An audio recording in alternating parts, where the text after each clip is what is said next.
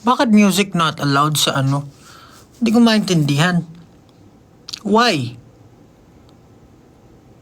Why? Hindi pala pwede kumanta ng ano. Oh no. Hindi daw pwede kumanta ng music. Ewan ko. Hindi daw pwede mag-play ng music. Mamamute daw yung live. Why? Why? Lo, yun pa naman yung purpose ko ngayon. My God. Why? Come on, man. Why TikTok?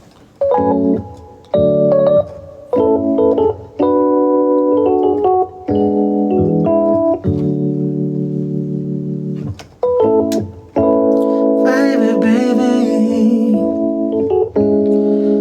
there will always be space for you and me, right where you left it.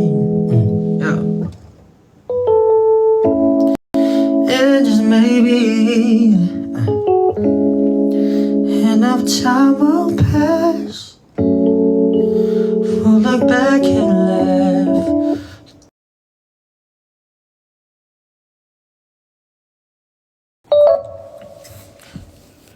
I'm so confused. Pero kapag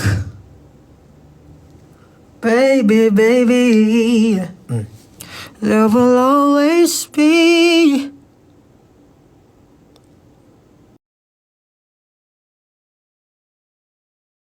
yun. My God. Wala na, di na ako makakanta. That's so sad, man. That's so sad.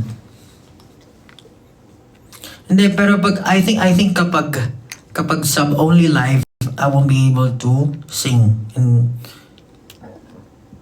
And just maybe enough time will pass. We'll look back and laugh. Just don't forget it.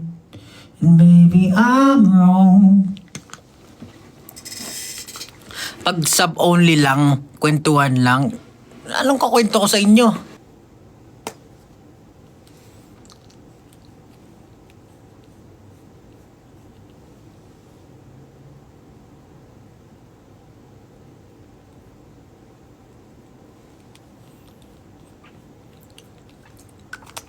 May gusto akong itry kasi I'm so thankful sa lahat ng mga sumusuporta sa akin. And gusto ko kayo isama sa process ko sa paggawa ng kanta. Or even sa pag-release a song. Kasi a part of a song like a hook po, chorus, ganyan. Tapos i-upload ko somewhere na kayo lang makakita. Tapos yung bibigay niyo yung feedback nyo kung okay ba siya. Babangkuhan ko na ganun. Tapos kung ano yung maraming votes, yun yung i-release, ganun.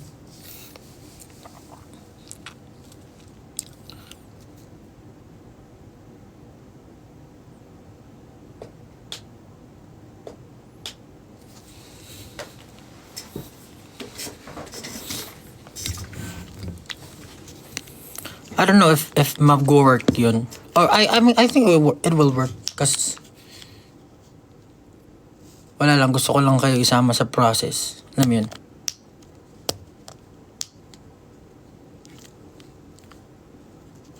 Kaso nga lang, ang problema, bawal kumanta rito. Hindi rin, wala rin. And just maybe enough time will pass. We'll look back and laugh. Don't forget it. Just don't forget it.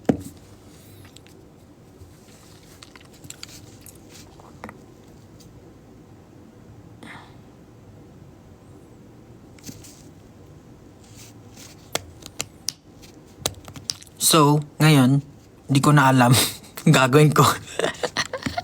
I was supposed to do a jam session. Kaso wala na. Bawal pala kumanta dito eh. Huwag na tayo kumanta, man.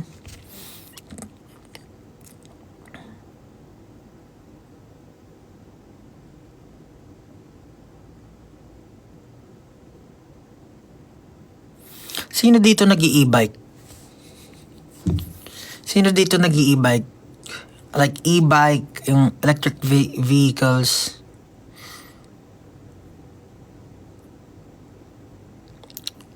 Bike lang. O kasi 'di ba parang magkakaroon ipapatupad na yung batas na bawal na yung e-bike sa mga main roads or some certain roads. Sad, man.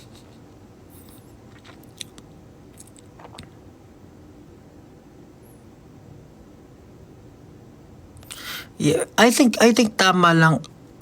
Well, for me kasi dapat talaga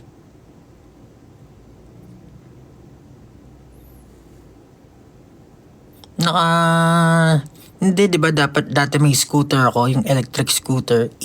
Electric kick scooter yung tawag, EKS, electric kick scooter, para mas distinguish la between yung nakaupo tsaka yung nakatayo. Pinenta ko na yun kasi delikado nga yun eh. Kasi yung EKS ko na yung electric scooter ko na yun, yung nakatayo. Yung top speed niya is until 100 kilometers per hour, ganun kabilis. So medyo kuwari, let's say merong mga bumps sa kalsada, konting ganun lang, possible na tumemblang ka talaga. So binenta ko na siya, tapos nagpalit na lang ako ng e-bike para mas madali kasi araw-araw commute, di ba? Parang mahal din gasolina, so mas maganda battery na lang. Ngayon, ang problema naman, ipapatupad na ata yung yung ban na yung mga e-bike. Kasi ang daming nga daw accidents na nangyayari sa kalsada. Kasi parang kahit sino, kahit walang license, kahit estudyante, kahit sino, bata, pwedeng mag-e-bike.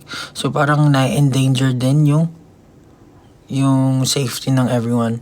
So maraming nasangkot na tawag dyan, accidents. Ang sad lang kasi parang for others, parang nagagamit naman nila. Yung others very responsible naman. Ako, for example, I have my own license for motorcycle and for cars. And yung e-bike, nagagamit ko siya araw-araw. Pag pupunta na studio, yan, di na ako mamamasahe. Kaso ibaban siya. Yun lang. Kasi meron pag hindi ka familiar sa like pag-ride ng motorcycle, yung paggamit ng side mirror, ganun, yung kakaliwa ka tapos hindi ka tumitingin sa side mirror, kaliwa muna bago tingin, mga ganun. Sobrang nakakadisgrasya siya.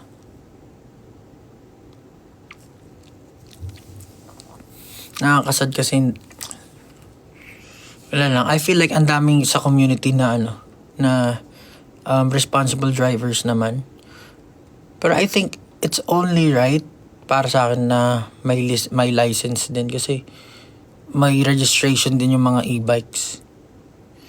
Kasi kailangan lahat ng tao na pupunta sa kalsada, it's not just for your safety, your own safety, but pag nasa kalsada ka, it's a public place eh. Kumbaga lahat ng pwedeng mangyari sa iyo, pwede rin mangyari sa iba. So kung kamote ka dyan, pwede kang makadisgrasya ng ibang tao. So dapat may knowledge and I guess yun na talaga yung license. Bago kasi makakuha ng license, di ba, may mga exams muna. Exams, yung pag-alam ng mga road, mga signages, ano ba? Yung basta mga road, ganyan, mga road, yung batas na pang kalsada. Pag di mo alam yun, possible na makadisgrasya ka. And, speaking of signage, nahuli ako last, na natikitan ako nung isang araw. Natikitan si Pablo isang araw. Akalain mo yun? Never in my life. Natikitan si Pablo kasi nandun ako sa lane na pakaliwa dun sa EDSA, sa north. Pakaliwa daw lang yun. Tapos nakita ko may kumakamay na sa akin. Oh, tabi ka muna. Tumabi naman ako kasi na-realize ko na doon na pala ako sa ano. Pero kasi ang hirap din. Parang hindi malinaw yung mga signage. Tapos yung yellow lane na nasa floor, burado na, almost burado na, parang nagiging broken line na. So, if mahina yung visibility or may maraming kotse sa kalsada, hindi mo talaga siya mapapansin. Hindi pa naman ako familiar dun sa lugar. Kaya natikitan si Pablo, magbabayad patuloy siya sa ano. Very good eh.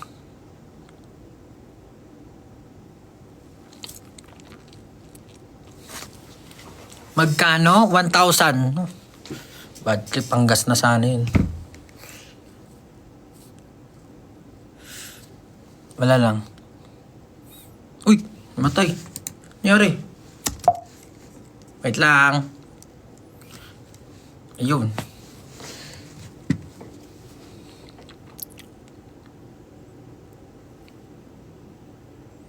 Nasa studio ka? Oo, nasa studio ako. Wait nga.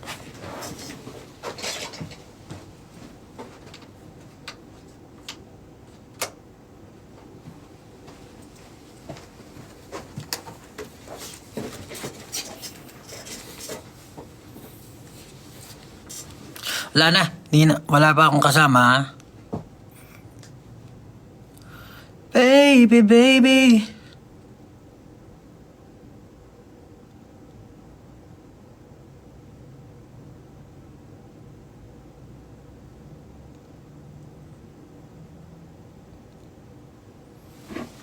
Hindi, studio ko to.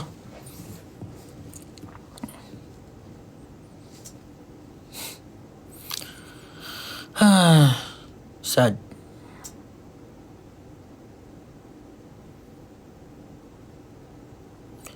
Hindi ako nakamotor. Nakakotse tayo. Yung Innova. Yung Innova na bugbog na. Na na na na. Paano tayo gagawa ng R&B? Itong wala lang. Hindi ko pa nababayaran yung ticket kasi kailangan ko daw pumunta sa Land Bank. Land Bank ba? Tapos hindi gumagana yung sa GCash. Hindi gumagana. Parang anong model e-bike ko? Nakasale ngayon yung Sundero 07 Classic. Yung Honda Sundero. Baby, baby.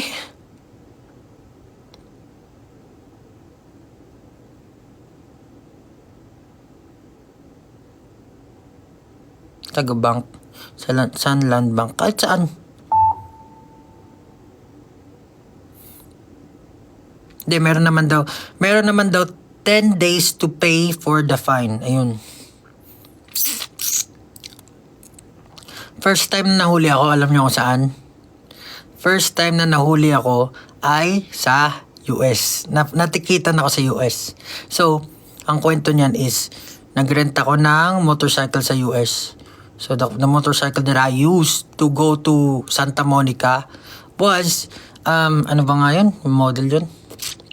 Ducati Night Shift. Kasi isa yun sa mga gusto ko talaga i-try. Kasi yung wala pa akong big bike noon dati. So, gusto ko talaga siya matry. Nagrent ako ng Ducati Night Shift. Yung black yun. So, bumiyahe ako ng almost, basta mahabang biyahe papuntang Santa Monica Beach. Ngayon, naghanap ako ng parking. Tapos may nakita akong parking. May katabi akong van. Tapos maya-maya, edi alas 5 na, alas 7 na ng gabi. Pagdating ko dun sa motor, kasama ko sina Justin nun. Ben, nakaipit na ticket. Nakaipit na ticket. Ang sabi, may fine daw ako na, ang laki ng binayaran, $100, may get $167 ata. Yan pala, nung bumalik ako doon, nung pasakay na ako sa motor, wala na yung van.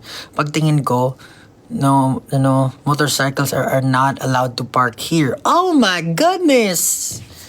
Natikitan. Kinabahan ako maigi kasi hindi ko alam kung paano nag-working laws Hindi ako masyadong familiar. Doon nagbasa ako ng mga precautions, sa mga signs and everything. Hindi ko alam yung parang kuwari nahuli ka doon, paano yung payment and ano. Tapos putin lang, online naman lang din yung payment. Tapos wala naman sinabi yung nirentahan ko ng motor. Wala naman silang sinabi patungkol dun sa ano tawag dun? Wala naman silang sinabi. Dun sa fine, binayaran ko naman. Yun lang. Akala ko maano na ako eh. Na ako makabalik sa ano eh.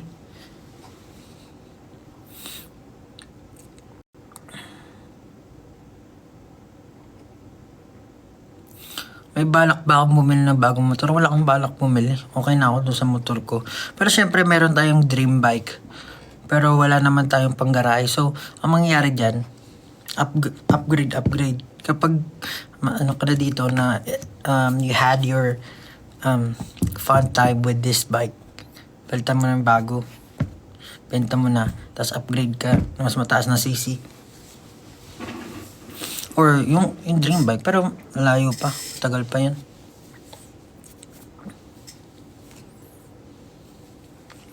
Mahilig kasi ako mag long ride. So hindi ako madalas nakapag-motor these days, pero mahilig ako mag long ride. So pero never pa ako nagkaroon ng kasama na yung mga bikers din. Kung kapatid ko lang nakakasama ko pag nagda-drive kami, wari Batangas, Tagaytay, ganyan. Tagaytay pala. Hindi pa kami nagpuntang Batangas. Siya lang yung nakakasama ko pag nag-ride ako. Masaya siguro kapag meron kang katropa na mag-ride.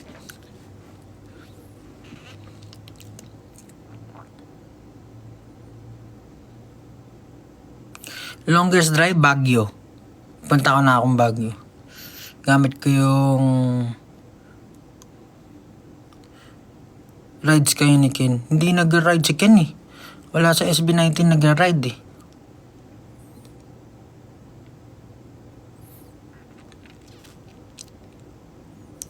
Rizal, nakapag-Rizal na ako, oo. Siyempre, kung mo naman pupunta nila yung Marilaki. Halos lahat. Kaso ayoko mas dalas dun kasi ang dami bumabanking, nakakatakot eh. Baka madamay pa ako pag sumimplang sila. Gusto ko lang sana mag-cruise. Kasi natutuwa ako. Parang nawawala stress ko talaga pag nagmumotor ako. Meron akong dream bike. Kaso wala dito sa Pilipinas. So, nakatry na rin ako ng sports bike. Pero, mahirap kasi yung sports bike sa pang-araw-araw. Sakit sa likod. Yung nakaganon, nakadapa, parang ganon.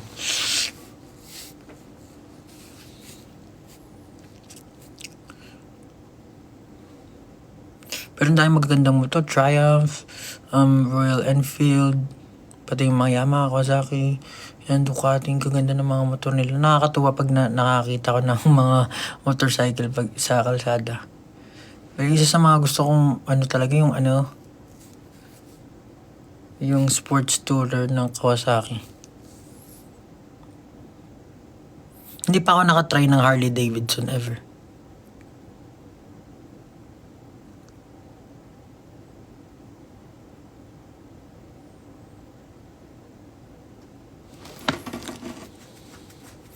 Lahat magsusulat ako eh. Saglit.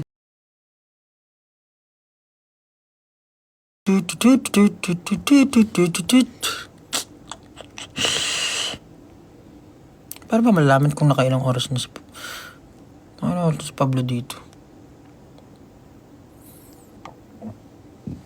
19 minutes. 19 minutes pa lang pala. So tapusin natin ng hanggang 30 minutes. See here, ang gagawin ko. Kayo lang naman yan.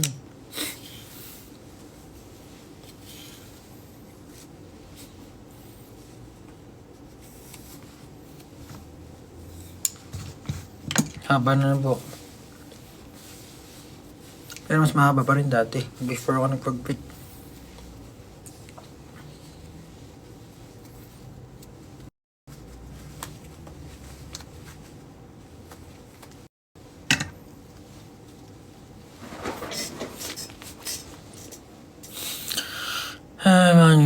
may kamo bagay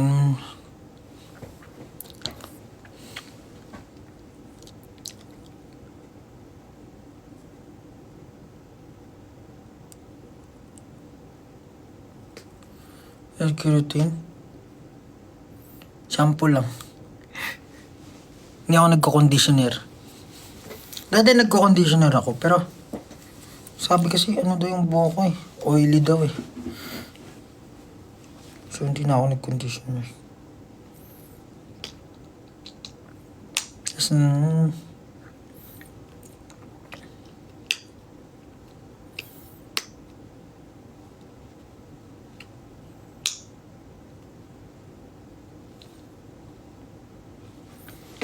yun nga, nagpa-check up nga ako nung isang araw kasi kumakating ulo ko.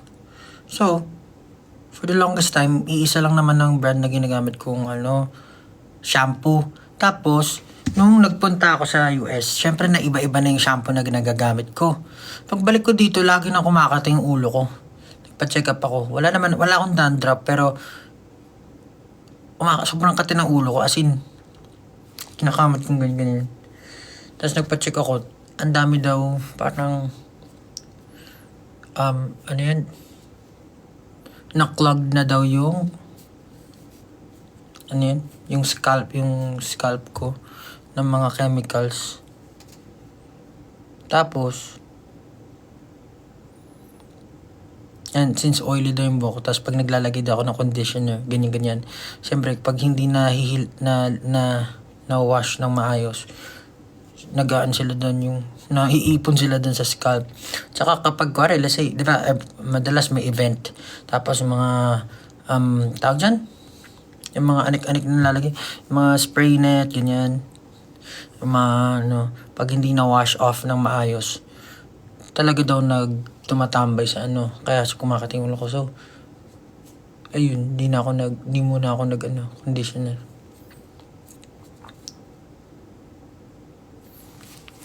Pero, ganun ko maigi yung ulo.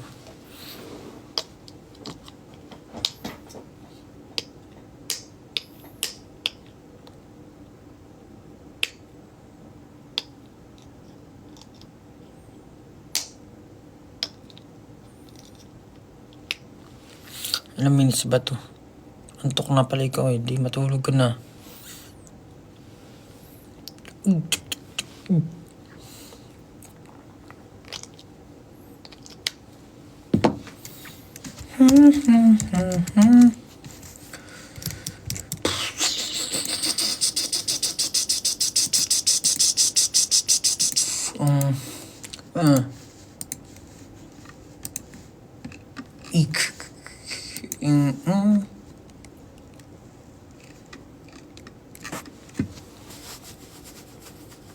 Nagda-diet ka pa? Oo naman, lahat naman na tayo nagda-diet.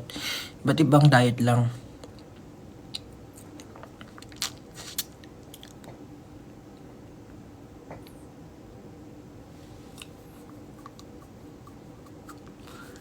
Alam mo, gusto ko rin naman kung may chance. Pero kasi parang, pag kinanta mo yung determinado dun sa mga TV, ko alam kung bagay yun dun.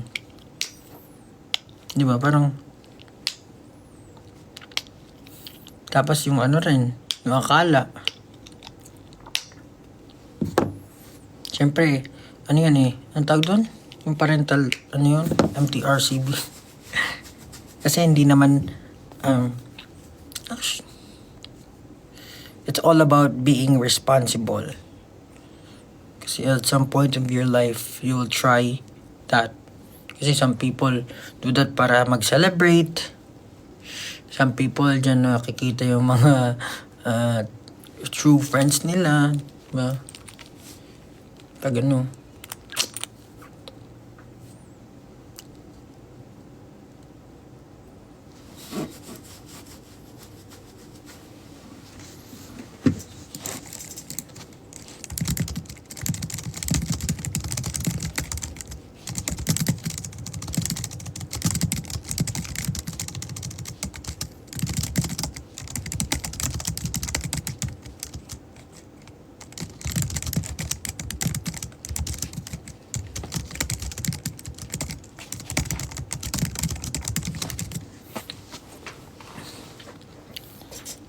Tapos yung determinado naman, isipin mo, kuwari, kanta ka sa ASAP, kakanta ka kuwari sa AOS or somewhere. Tapos yung, determinado! Diba, parang, di ba? Di ba naman, bubulabog yung mga nanonood ng ng ASAP eh. Tapos yung akala naman, shot! Baka hindi rin pwede sa TV.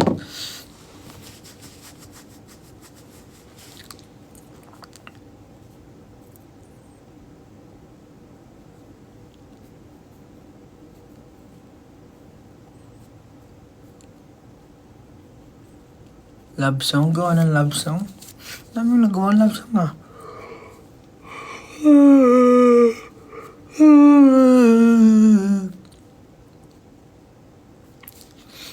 Kung alam, love song? Okay. Wala na maikwento. Next time na mag-iipon muna ulit ako ng kakwento. Bawal kasi kumanta rito eh. Pag sa only live eh. Wala na tayo magagawa diyan.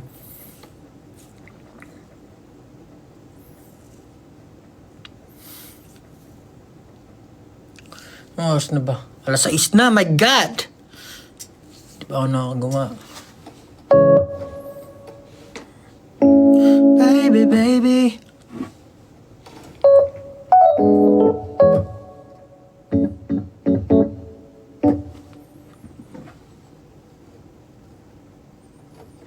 Ano ba yun?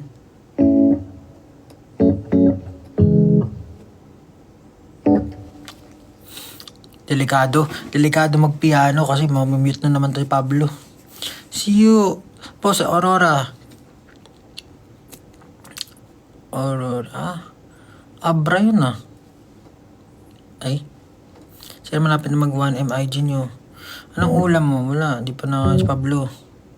When kayo dito sa Canada? Ewan ko. Di ko sure. Europe tour. Gusto ko rin pumunta dyan. Pablo, sagutin mo please. Di ko alam. Masyadong maraming kanta para sabihin all time. Clark Aurora guitar, bawal pa din. Bawal guitar, bawal nga piano eh. Bawal nga rin kumanta ng boses lang eh. Anong inhaler favorite mo? Di ko alam kung ano lang meron. Pare-parehas lang mas silang ginagawa. Pasyal kayo sa Germany. Pengi pera. Kala mo gano'ng kadaliin ah. Pasyal sa Germany. Sydney when? Sydney?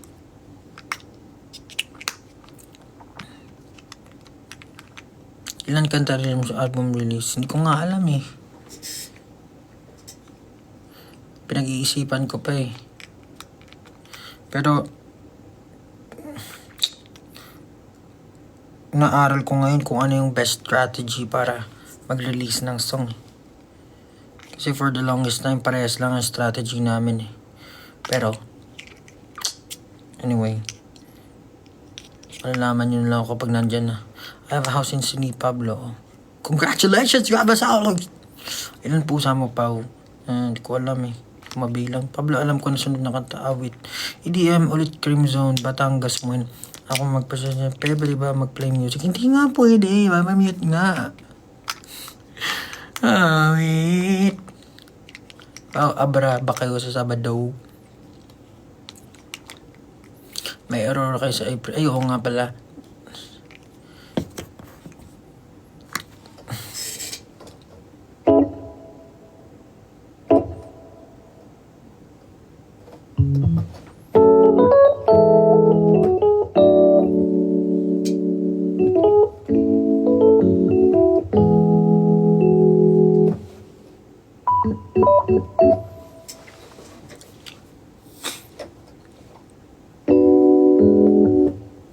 Mamamute na naman si Pablo eh. Drowning in the water. Di ko nga alam kung ako mag-release yun eh. Parang gusto ko na ibigay sa iba yung kanta na yan. Parang malayo na siya. So yun yung mga kanta na nasulat ko nung nagsisimula pa lang ako. Pero syempre hinahanap natin kung ano yung feeling ko na style or ano ba. Kung saan ako pinaka-comfortable or confident mag-perform. I don't know if that's for me.